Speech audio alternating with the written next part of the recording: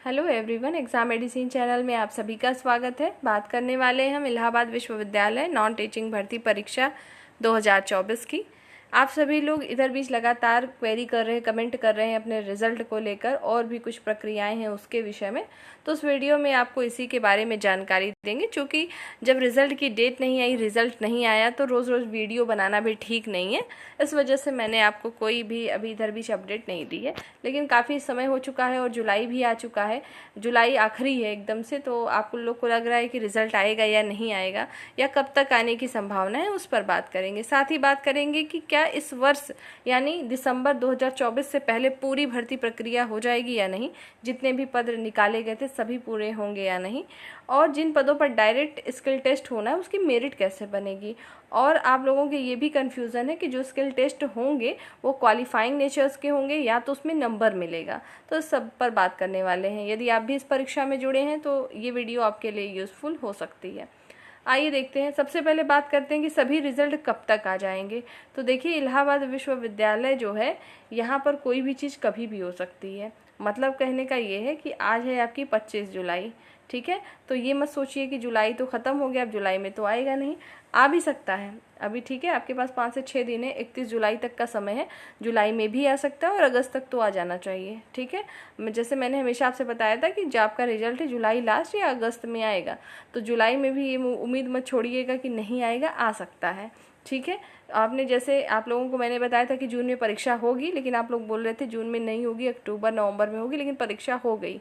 तो इसकी जो चीज़ें होती हैं, जब नहीं होती हैं तो एकदम ब्रेक लगा होता है, और जब होता है तो लगातार जल्दी से हो जाता है। तो ये मान के चल सकते हैं कि आपका रिजल्ट अगस्त तक तो किसी हाल में आ जाएगा। जो भी एग्ज़ाम हुए हैं, चाहे आपके एमटीएस के हों, जूनियर ऑफिस असिस्टेंट के हों, लाइब्रेटरी असिस्टेंट के हो, सेक्शन ऑफिसर के हो, सभी के आएंगे जिनके परीक्षाएं हो चुकी हैं।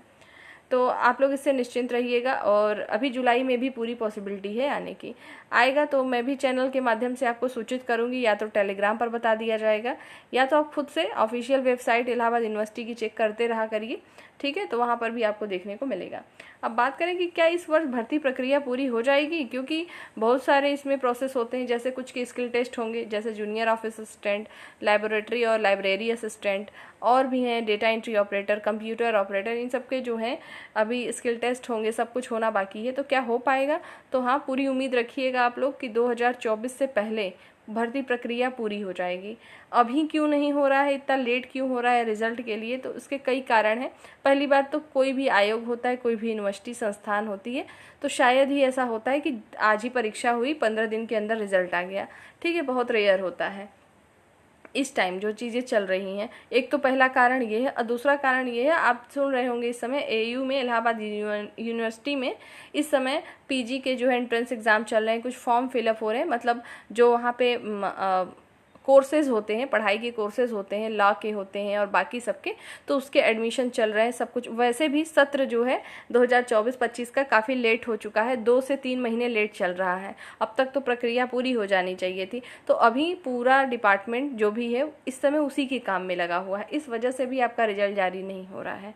आपने देखा होगा कि अभी भी जो है चीज़ें चल रही हैं, और वहाँ पर रोज़ पेपर में, आप न्यूज़पेपर में पढ़ते होंगे कि आज रजिस्ट्रेशन शुरू हो गए पीजी के, फिर उसमें ग्रेजुएशन सीयूईटी के थ्रू जो अभी एग्ज़ाम हुए थे उसके थ्रू एडमिशन्स होंगे, तो काउंसलिंग होगी। तो ये सारी प्रक्रियाएं वहाँ चल रही हैं। और ये जुलाई अगस्त का महीना जो होता है वो इसी के लिए मेन होता है कि एडमिशन नए वाले सत्र के होते हैं। तो जुलाई से सितंबर तक इसी में चला जाता है। इस वजह से भी अभी इस पर ध्यान नहीं दिया जा रहा है, इसलिए आपके रिजल्ट नहीं आ रहे हैं। लेकिन इसका मतलब ये बिल्कुल नहीं है कि दिसंबर तक रिजल्ट नहीं आएगा। दिसंबर तक भर्ती प्रक्रिया आपकी पूरी हो जाएगी। अब बात करें जिन पदों के लिए अभी कुछ हुआ ही नहीं है, तो उनका पूरा हो जाएगा कि नहीं? तो उनका भी हो जाएगा। जो लोग अक्सर पूछा करते हैं कि मेरा जो है हेल्प डेस्क क्लर्क में है, हाउस कीपर में है, या तो वाटरमैन, ग्राउंडमैन, या तो स्पेशल पोस्ट एमटीएस के हैं, क्या मेरे हो पाएंगे कि नहीं? आप सभी लोग जान लीजिए कि आपका जो भी होगा, जब भी, मतलब चाहे स्किल टेस्ट डायरेक्ट हो जाए कुछ भी, तो आपका फाइनल रिजल्ट जो है आपको दिसंबर तक मिल जाएगा, ठीक है, मतलब ये पूरी जो भर्ती प्रक्रिया है 2024 का जो विज्ञापन आया था ये पूर्ण हो जाएगा 2024 तक, मतलब जनवरी से पहले आपको पूरा देखने को मिलेगा। बात करें कि जिन पदों पर डायरेक्ट स्किल टेस्ट होंगे उनकी मेरिट कैसे बनती है, तो आपको ये भी डाउट है कुछ अभ्यर्थियों को, जैसे मैंने एमटीएस का फॉर्म भर दिया मान लीजिए स्पेशल पोस्ट के लिए, तो क्या मेरे भी एडमिट कार्ड आएंगे कि नहीं आएंगे, या शॉर्टलिस्ट कर लिए जाएंगे? तो देखिए ऐसा नहीं है, ऑलरेडी फॉर्म बहुत कम पड़े हुए हैं। जैसे अगर आप हिंदी टाइपिस्ट के हैं मान लीजिए, या तो आप डेटा एंट्री ऑपरेटर के हैं, या तो एमटीएस स्पेशल पोस्ट के जितने भी पोस्ट हैं, प्लम्बर है उसमें, और कारपेंटर है, और उसमें इलेक्ट्रीशियन है, सभी में, इन सब में जो है सीटें जिस हिसाब से थी बहुत कम फॉर्म पड़े हुए हैं, तो सबको बुला लिया जाएगा स्किल टेस्ट के लिए।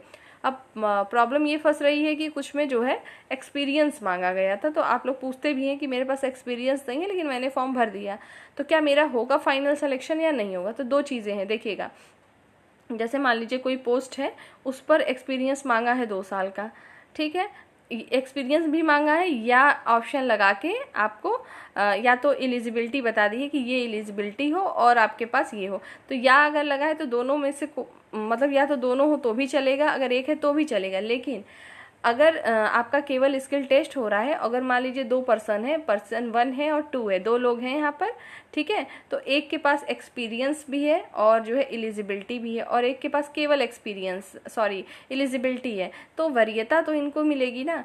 तो ऐसा नहीं है कि आपको एग्ज़ाम या स्किल टेस्ट देने को नहीं मिलेगा, मिलेगा ज़रूर, लेकिन फाइनल उसी का होगा जिसका हर तरह से वेटेज अच्छा हो। 35 साल से कम एज वाले अभ्यर्थियों को जो है वरीयता दी जा रही है। इसमें आपने देखा होगा जितने तरह के इसमें फॉर्म निकले हैं, 25 जो है अलग अलग कैटेगरी के पोस्ट निकाले गए, सब में 35 वर्ष से कम है अगर आपकी आयु सीमा, तो आपको जो है प्रेफरेंस मिलेगा। लेकिन ऐसा नहीं है कि आप 36 ईयर के तो आपका नहीं हो सकता, वो तो डिपेंड करेगा जो वहाँ पे कैंडिडेट मौजूद होंगे आपके पोस्ट के अकॉर्डिंग, उसमें कितनी स्किल्ड है वो, मतलब उनको कितनी चीज़ें आती हैं, साथ ही उनके पास क्वालिफिकेशन सर्टिफिकेट एक्सपीरियंस में क्या चीज़ें हैं वो भी मैटर करेगा जब आपका वहाँ पे सिलेक्शन होगा, ठीक है। तो अब ये आप मत सोचिएगा कि अगर आपके पास एक्सपीरियंस नहीं था लेकिन आपने फॉर्म भरा है तो आपका होगा या नहीं, ये तो डिसीजन तब होगा, फाइनल डिसाइड तब होगा जब आप में से, जैसे मान लीजिए कोई एक पद के लिए 6 अभ्यर्थी गए, 6 में से 4 के पास कोई एक्सपीरियंस नहीं है, ना ही वो स्किल्ड है उनके पास जिस चीज़ के लिए वो गए हैं, लेकिन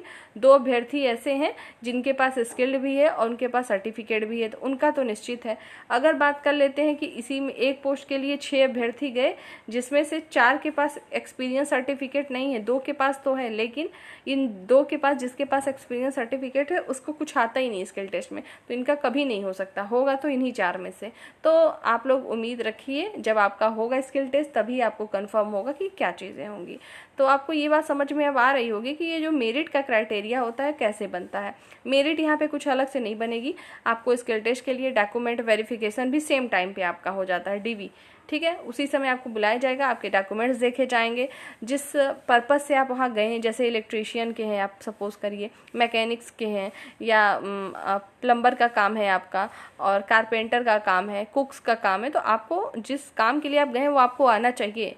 अगर नहीं आएगा तो क्या करने आप वहाँ गए, फॉर्म ही क्यों भरा आपने, ठीक है। तो कुल मिला के अगर सही है तो उसी में से आपका होगा, कोई मेरिट अलग से नहीं बनेगी, ठीक, कि एकेडमिक मेरिट जोड़ी जाएगी या ग्रेजुएशन आपने किया हो तो उसकी मेरिट जोड़ी जाएगी, ऐसा कुछ नोटिफिकेशन में नहीं था और ना ही ऐसा होगा, ठीक है।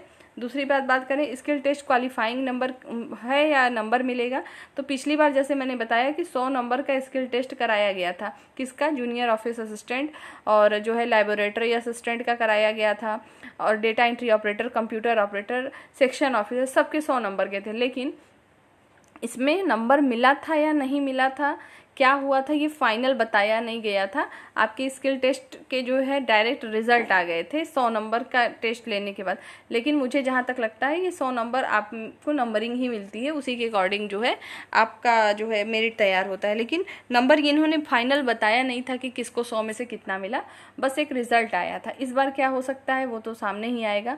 रही बात आपके रिटन टेस्ट के बाद जो नंबर आएंगे, अभी आपका नंबर भी जारी होगा, अभी जो जैसे जूनियर ऑफिस असिस्टेंट के आप होंगे तो आपके रिजल्ट आएंगे रिटेन के, सबके नेम होंगे उसमें, फिर उसके बाद जब आप स्किल टेस्ट देंगे उसके बाद जो मेरिट आएगी उसमें देखिए वो क्या करते हैं, क्योंकि पिछली बार तो बाद में बताया गया था ना कि 100 नंबर का आपका स्किल टेस्ट होगा। इस बार कितने नंबर का होगा या नहीं होगा ये चीज़ें अभी किसी को क्लियर नहीं है। नोटिस आने दीजिए तभी ये कन्फर्म होगा। जो आपको स्किल टेस्ट में चीज़ें बताई गई हैं, जैसे आपको टाइपिंग बताया गया है जिस पद के लिए, उसके लिए टाइपिंग करिए। जिसके लिए मैंने बताया होगा आपको कि आपको MS वर्ड मतलब ऑफिस पैकेज से 3 चीज़ें लगभग आनी चाहिए, तो वो सब चीज़ें अपना सीखते रहिए। मैंने MS वर्ड की चीज़ें आपको मेन ऑप्शंस बता दिए थे एक वीडियो में। पावर पॉइंट और एक्सेल का भी जल्दी आपको अपलोड कर देंगे वीडियो, ठीक है, तो आप लोग वहाँ से देख लेंगे। देखिए आप लोग ऐसा नहीं समझिएगा, आप लोग के जो मैसेज आते हैं मतलब कमेंट आप करते रहते हैं कि मेरा कब होगा, कब रिजल्ट आएगा, ऐसा नहीं है, देखा जाता है, लेकिन जब मेन फिक्स डेट नहीं पता तो कोई मतलब नहीं है रिप्लाई देने का उसका। आप लोग खुद समझ सकते हैं, अगर पता होता कि कल आना है तो आपको बताने में क्या है, बता ही देता कि कल आ जाता है ना। तो कल ऐसा नहीं है रिजल्ट आ रहा है, लेकिन ये मान के चलिए कभी भी आ सकता है, आज भी आ सकता है, कल परसों कभी भी आ सकता है, ठीक। जिनके पेंडिंग रिजल्ट पड़े हुए हैं, और जुलाई में भी आ सकते हैं, अगस्त में, लेकिन मैक्सिमम अगस्त में तो आ जाएगा। अगर जुलाई में नहीं आए तो अगस्त में आना है। और एक बात और है, जैसे आप इसके रिज़ल्ट के लिए परेशान हैं, आप और भी एग्ज़ाम की तैयारी करते रहिए अपना, क्योंकि देखिए हर जगह पे तो यही है ना, कहीं भी आप एग्ज़ाम देते हैं कहाँ पर पेपर लीक नहीं होता या कहाँ पर फ्रेश वैकेंसीज होती है। 100 वैकेंसी अगर कहीं पर भी निकल रही है किसी भी डिपार्टमेंट में, तो ये मान के चलिए कि वो आपको फ्रेश वैकेंसी 70 मिलेगी, 30 तो ऑलरेडी वो नहीं मिलती है। हर जगह का है ये, ऐसा नहीं यूनिवर्सिटी का ही है। तो आप इस चीज़ को समझिए। और आज का जो चीज़ें चल रही हैं, सबको सिस्टम से भी लड़ना पड़ रहा है, तो आपको भी लड़ना पड़ेगा, ठीक है। बाकी जब जो चीज़ें आएंगी चैनल के माध्यम से बताया जाएगा। दूसरी बात, एक बात और है, ज़रूरी नहीं है कि वीडियो बना के बताई जाए, आपको मैं टेलीग्राम पर भी मैसेज के थ्रू बता दूंगी, क्योंकि कभी कभी कंडीशन ऐसी होती है कि ऐसे जगह पे होने की वजह से नेटवर्क इशू हो जाता है, तो वीडियो बनाना संभव नहीं हो पाता, ठीक है, और टाइम की भी शॉर्टेज हो जाती है इसलिए। बाकी आपकी भी कोई क्वेरी हो तो पूछिएगा। अब ये दोबारा अभी नहीं पूछिएगा कि मेरा रिजल्ट कल आएगा या नहीं, ठीक, क्योंकि मैंने इसमें पूरी जानकारी आपको दे दी है सभी पद के लिए, जितने लोग भी इसमें शामिल हो, चाहे ग्रुप B C के हों, आप सभी के लिए थी ये बातें, जितना मैंने इस वीडियो में बताया होगा। तो उम्मीद करते हैं सब कुछ आपको क्लियर होगा, ठीक है। नेक्स्ट वीडियो में हम जल्द फिर मिलते हैं। अपनी पढ़ाई को नहीं छोड़िए, कंटिन्यू पढ़ाई करते रहिए, सिलेक्शन तो होगा ही, यहाँ हो चाहे जहाँ हो, होगा ज़रूर। जय हिंद।